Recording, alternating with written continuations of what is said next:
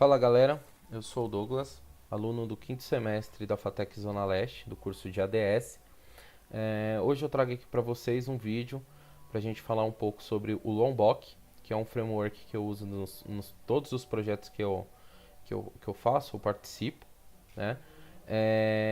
E a ideia é passar um pouco desse conhecimento para vocês, dessa ferramenta, que é uma excelente ferramenta que vai com certeza poupar você de escrever muito código chato, como aqueles getters e setters que a gente está acostumado a fazer, tá? É importante dizer que esse vídeo aqui pode ser utilizado na matéria de laboratório de engenharia ou qualquer outra matéria da FATEC Zona Leste, tá? E, bom, bora lá pro vídeo então. Para iniciar, o que é o Lombok?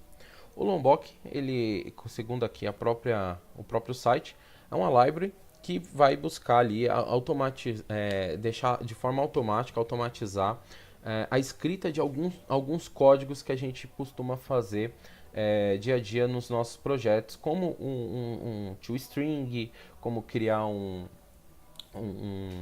construtor com ou sem argumentos. Então, assim, o getter, um setter, então o Lombok ele busca melhorar, automatizar esse tipo de criação de código. Embora hoje em dia as IDEs fazem isso, né, elas acabam gerando esse código para você.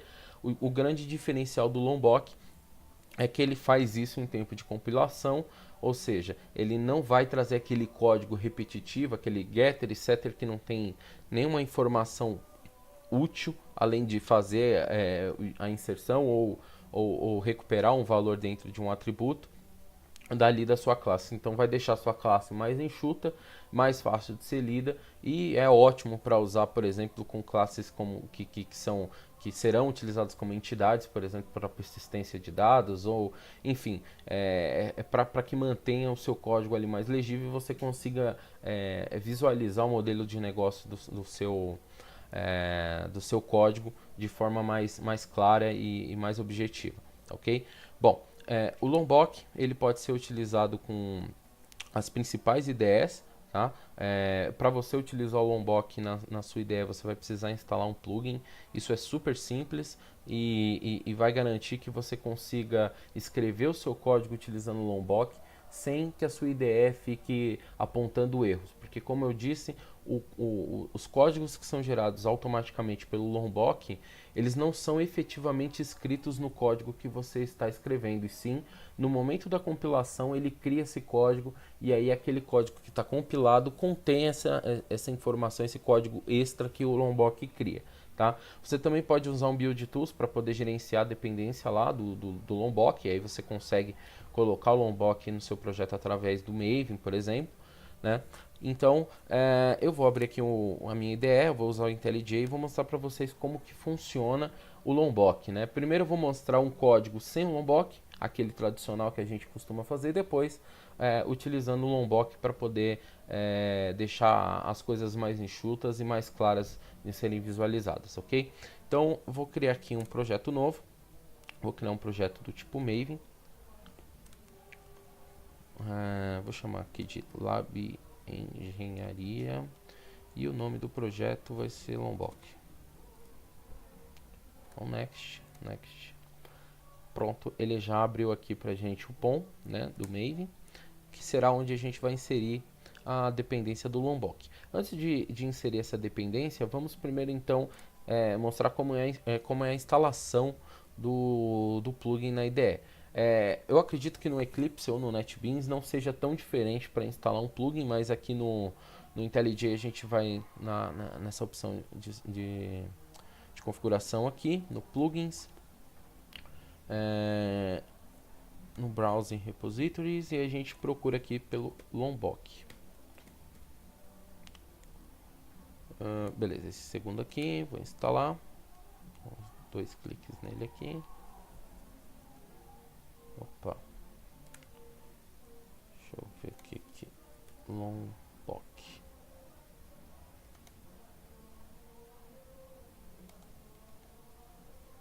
Ah, tá, entendi. É porque eu já tenho o Lombok instalado aqui, eu vou precisar desabilitar ele para poder mostrar para vocês. Então vou desinstalar. E aí agora sim, provavelmente eu consigo. Deixa eu fazer uma coisa aqui primeiro. Deixa eu restartar a IDE para ele apagar o plugin de vez. Se ele está fazendo isso. Deixa eu voltar aqui no Settings, Plugins. Deixa eu ver se o Lombok está aqui. Ainda está aqui. Então deixa eu desabilitar de novo. Vou aplicar. Ok. Ah, tá. Agora sim, vamos restartar.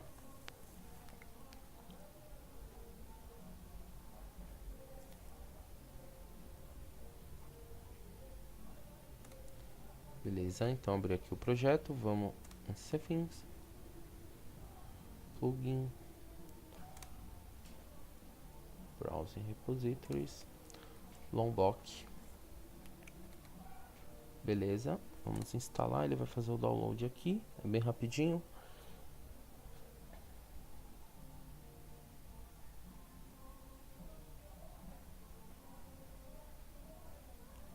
Acho que já foi. Deixa eu ver se ele já... Beleza, já instalou.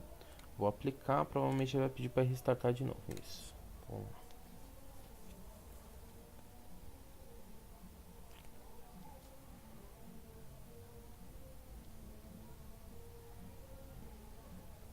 Bom, com o plugin instalado, o que a gente precisa fazer agora é adicionar essa dependência no POM.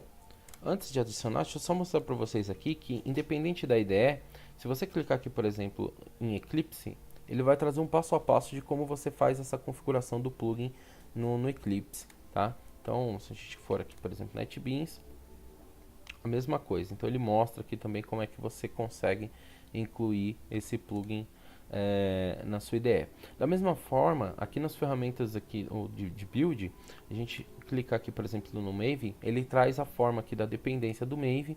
Se você for para as outras ferramentas de build aqui, por exemplo, eles também contém aqui a forma que você pode colocar essa dependência no seu projeto.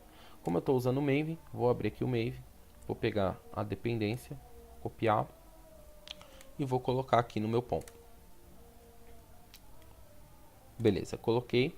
Se a sua IDE tiver com essa configuração habilitada, ele vai baixar automaticamente a dependência do Lombok. Vai baixar a library do Lombok. Se não, você pode vir aqui, ó, que nem a minha IDE está pedindo aqui, para eu habilitar o auto import, que eu já fiz aqui.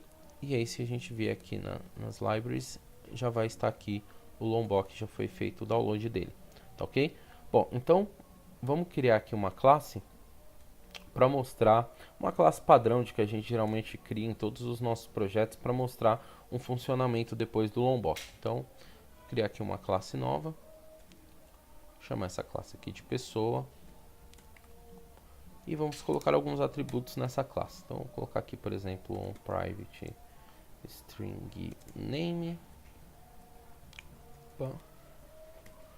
Vou colocar aqui um private string endereço, private string sei lá, telefone e private, vou colocar uma idade aqui, integer idade. Pronto, então a gente criou aqui 4 atributos. O próximo passo que a gente geralmente faz nos nossos projetos é criar os getters e setters, afinal esses atributos são privados e aí a gente segue aquela linha de encapsular os atributos, né, da sua classe. Então, uma das formas de fazer isso aqui no IntelliJ, né, que conta com essa funcionalidade de criar os getters e os setters automaticamente, é você clicar aqui com o botão direito, vir em Refactor e Encapsulate Fields. Acredito que o NetBeans, o Eclipse eu tenho certeza que ele tem essa funcionalidade. Eu acredito que o NetBeans também tenha.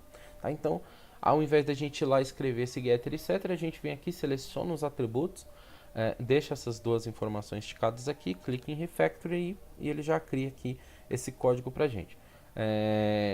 Esse código aqui, é claro que a ideia gera pra gente, mas você vê que apesar de serem 4 atributos apenas, a gente tem uma quantidade expressiva já de código da nossa classe. Isso porque a gente está criando o básico do básico de uma classe. né? Se a gente, por exemplo, precisar criar um construtor com todos os argumentos, a gente vai precisar, a gente pode utilizar também a própria IDE. Aqui no IntelliJ, a gente apertar Alt Insert, ele aparece aqui no Generate o Constructor, né? A gente clica em Constructor e aí a gente pode selecionar os argumentos que a gente quer que o construtor tenha, né? A gente cria aqui, é outro código que também a gente não precisa criar, já a própria IDE cria automaticamente para a gente. Uma outra coisa que a gente pode precisar também, né, que é bem comum a gente precisar, é a sobrescrita do método toString, que também a IDE faz para a gente. Então, a gente seleciona aqui os atributos que a gente quer que faça parte do toString, dá um OK e a IDE cria. Outra coisa também que a gente geralmente coloca, a sobrescrita do método equals e do hashcode. Isso é bem comum também. Outro código que a IDE também faz para a gente. Então, no final das contas, aqui a gente tem 4 atributos. Nós temos aqui um construtor que substituiu o construtor vazio, que é default do Java, né? E aí temos a implementação aqui do método equals, do hashcode, do string, além dos getters e setters. Como vocês podem ver aqui, a gente tem apenas 4 atributos nessa classe, né? E temos uma quantidade considerável de código que foi gerado a partir desses quatro atributos, né? Claro que todo esse código aqui foi gerado pela IDE, a gente não precisou escrever, mas veja que para uma classe simples, que a gente teoricamente vai ter pouca informação, a gente tem pouca informação dessa classe, a quantidade de código que a gente precisou criar, tá? Agora, onde entra o Lombok nessa situação? O Lombok ele vem justamente para evitar ou para permitir que você não precise criar tanto código, seja com a IDE ou seja manualmente. E como que ele faz isso? Através de anotações. Então você anota essa classe com algumas anotações do Lombok e aí ele vai substituir alguns desses códigos aqui que a gente criou com a IDE, né? Primeiramente eu vou criar aqui uma classe main, só para a gente poder analisar algumas coisas. Então eu vou criar aqui uma principal e eu vou criar aqui um método main nessa classe. Beleza, bom, vou criar um objeto aqui pessoa, vou iniciar ele aqui como pessoa. Bom, como a gente pode ver aqui, não tem um método default mais, né? Porque a gente fez esse outro método com argumentos, mas como eu não quero criar um objeto assim, eu vou criar vou criar um outro construtor vazio aqui para a gente poder ser mais dinâmico aqui na explicação. Beleza, então eu criei aqui um outro objeto pessoa, um construtor pessoa, e aí ele já permite que a gente crie um objeto vazio. Bom, então, acessando aqui o objeto, a gente tem os getters, tem o equals, tem os setters, nada do que a gente já está acostumado, certo? Agora, vamos mostrar como que ficaria o código da classe pessoa utilizando o Lombok. Primeira coisa que eu vou fazer é apagar todo esse código aqui que foi gerado pela IDE. Vou deixar só os atributos aqui que nós inserimos. E vou começar aqui com a anotação do getter e setter, que são talvez aí os dois mais utilizados, porque eles vão estar presentes em todas as classes. Então, eu faço aqui @getter e @setter. Beleza. O que tem a ver aqui? O que mudou? Agora a gente tem duas anotações, uma chamada setter, outra chamada getter, e continuamos com os atributos. Não sei se vocês perceberam, mas a cor dos atributos mudou. Eles estavam num cinza mais escuro e agora eles estão aqui num roxo, né? E se a gente vier aqui, por exemplo, na classe principal, vier pessoa, temos aqui os getters e os setters. Para mostrar para vocês aqui o que essa anotação fez, essas duas anotações fizeram, eu vou tirar as anotações, vou voltar aqui no principal, só para vocês verem que quando a gente apertar o ponto aqui, os getters e os setters sumiram. Ou seja, isso demonstra que as anotações lá do Lombok, elas efetivamente geram os getters e setters. Ah, mas eu falei para vocês que esses getters e setters só são gerados no momento da compilação. É aí que entra o plugin. O plugin que a gente instalou aqui no IntelliJ, por exemplo, ele serve justamente para já imaginar, né? Porque ele sabe que vai existir esse getter e setter no tempo de execução, né? Aliás, de compilação. Então, esse plugin ele faz com que a gente consiga acessar os getters e os setters antes mesmo de eles serem gerados no código, tá? Então, por isso que a gente tem aqui o getter e o setter já estão gerados. O Lombok também tem algumas anotações para aqueles outros métodos, aqueles outros dados que a gente também criou com a ajuda da IDE. É o caso aqui, por exemplo, do toString, que a gente também tem. Isso significa que se a gente voltar aqui agora, a gente já tem a sobrescrita do toString, ó, tá? Outra anotação legal também que nós temos é a do hashcode, né, do equals com hashcode. Então, equals and hashcode, ele já cria também para a gente a sobrescrita desses dois métodos. Então, temos aqui o equals e o hashcode aqui também. Outra anotação interessante aqui, por exemplo, é a allargs constructor. O que é essa anotação aqui? Essa anotação ela gera um construtor contendo todos os atributos como argumentos lá no construtor. Isso significa que se a gente voltar aqui na principal, vocês podem ver que já não aceita mais a construção deste objeto pessoa com um construtor sem argumentos. Ele aponta aqui, a própria ideia já aponta um erro, dizendo que a gente precisa informar esses argumentos aqui. A gente pode fazer essa construção aqui, inserir nesses dados, mas eu vou mostrar para vocês também essa outra anotação aqui, que é a noargs constructor, que é a construção de um outro, aliás, é a criação de um outro construtor, só que esse sem nenhum argumento, que é aquele default que a gente tem no Java lá, que foi sobrescrito por essa annotation que a gente colocou anteriormente. Então, se a gente voltar aqui, vocês podem ver que agora a gente sim pode construir um objeto pessoa sem a necessidade de passar os argumentos. Está tudo aqui funcionando. Então, essas são as principais anotações que a gente tem no Lombok, né? Vale reforçar também que existem outras anotações interessantes, como por exemplo a @date, que eu vou mostrar aqui para vocês. Eu vou tirar aqui. Essa @date ela é muito interessante porque essa classe, essa anotação, ela faz com que todas as outras anotações que a gente colocou aqui, exceto a noarg constructor e a allargs constructor, sejam desnecessárias. Ou seja, você colocar o @date seria o equivalente a você usar o getter, o setter, o toString, o equals e o hashcode. Então, @date, @data, na verdade, ela substitui o getter, setter, toString e equals hashcode. De tão trivial que são essas implementações que a gente precisa fazer, o pessoal que criou o Lombok já imaginou uma anotação que resolva todas elas juntas, tá?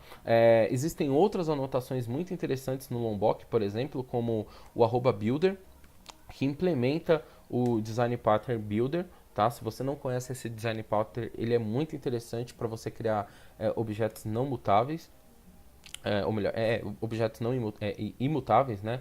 Ou não mutáveis, como eu disse. Enfim, dentre outras muitas bem interessantes. Aqui no site dos criadores, se você vier aqui em Features, em Stable aqui, ele tem as anotações que a gente pode trabalhar no Lombok. São várias anotações interessantes, eu recomendo que vocês deem uma lida se vocês quiserem utilizar o Lombok no projeto de vocês, porque com certeza vai ser muito útil para vocês economizarem no mínimo um pouquinho de tempo para pedir para a IDE gerar esse código para vocês, tá? Se vocês quiserem saber um contra do Lombok, eu diria que seria a falta de oportunidade de você conseguir debugar um getter, um setter. Não sei se o pessoal costuma fazer isso, mas seria um contra aí que eu imagino de imediato. Agora, no geral, eu só consigo imaginar coisas interessantes utilizando o Lombok. Como eu falei, eu utilizo em todos os meus projetos, inclusive na empresa onde eu trabalho, ele é largamente utilizado. tá ok? Então eu espero que vocês tenham gostado. Esse vídeo aqui tinha o intuito de dar um start para vocês conhecerem a ferramenta. Espero que vocês gostem e passem a utilizá-la agora. Obrigado e até mais.